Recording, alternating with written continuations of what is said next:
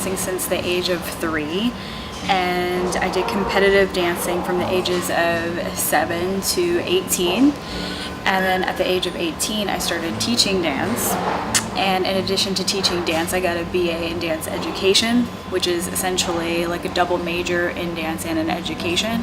And with that, I got a license to teach pre-K through 12th, so all the way through high school in the public school systems in Virginia. And then I got reciprocity on that license, so I can teach in New York as well if I wanted to. And then from there, I was adjunct faculty at Old Dominion University, where I worked for the Human Movement Science Department. And it was the best job ever because I got to teach Zumba for college credit. So I basically got to have a party every day and get paid for it.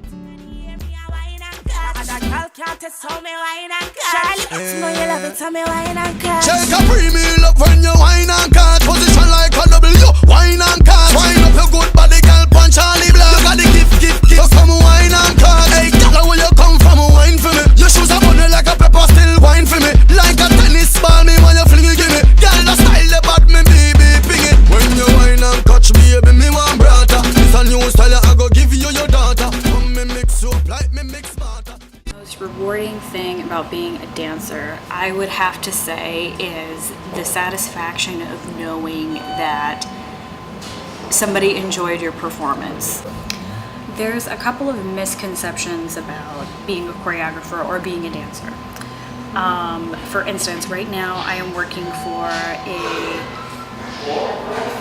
it's not a ballet company, but it is a advertising company, marketing company,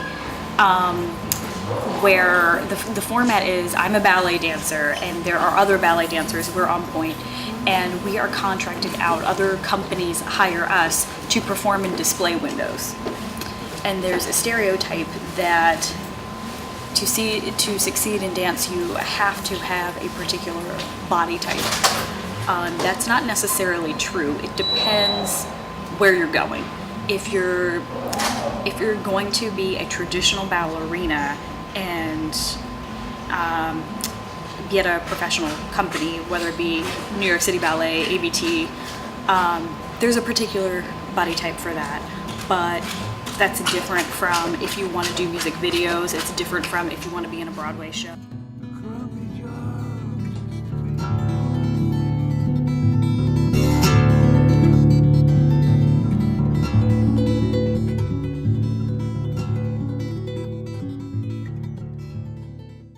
Now I'm really into dance hall, more commercial dancing, and technically speaking, I'm a really good tap dancer, but I don't love tap dancing anymore. I would much rather do something Caribbean, something dance hall, something along the lines of hip hop.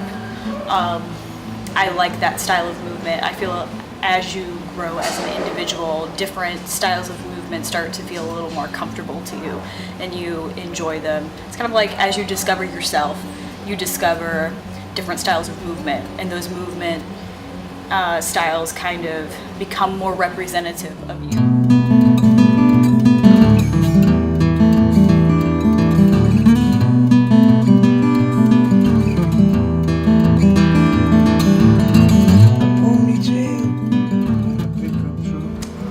A typical day is dependent upon the gig that you have.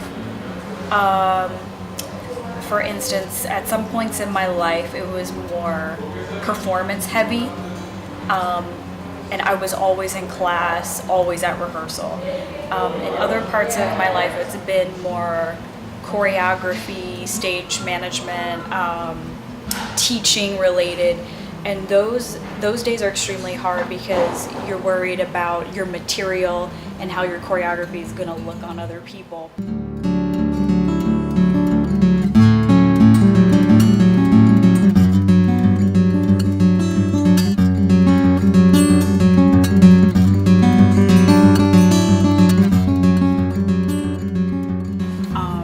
So now my days are less regimented than they were when my career was more performance oriented, where it was a lot of training and a lot of rehearsal.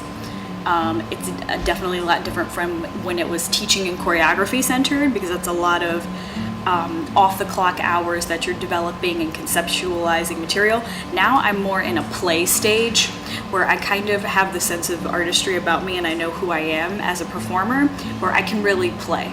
So I'm playing with movement, I'm playing with training in different styles, and kind of seeing what kind of product we can create together.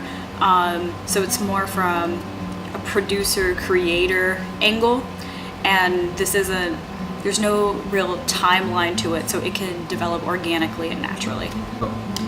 So my future goals and projects are, I'm actually making a career transition, because I love dance, and dance definitely is a part of me, but there's a lot of skills from dance that I've kind of taken and I want to adapt to the world of filmmaking and narrative.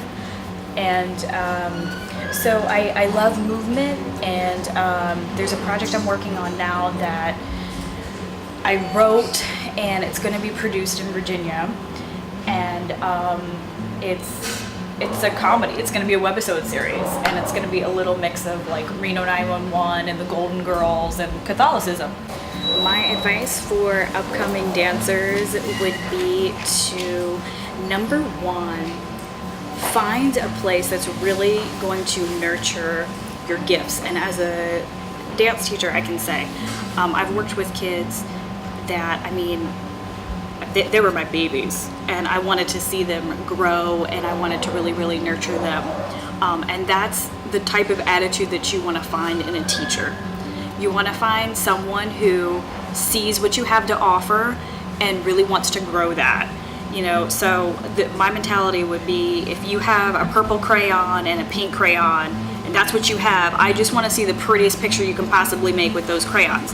If you're in a classroom and your teacher knows you only have a purple and a pink crayon, and they keep asking for blue, blue, blue, blue, blue, that's probably not the studio you should be at or the teacher you should work with.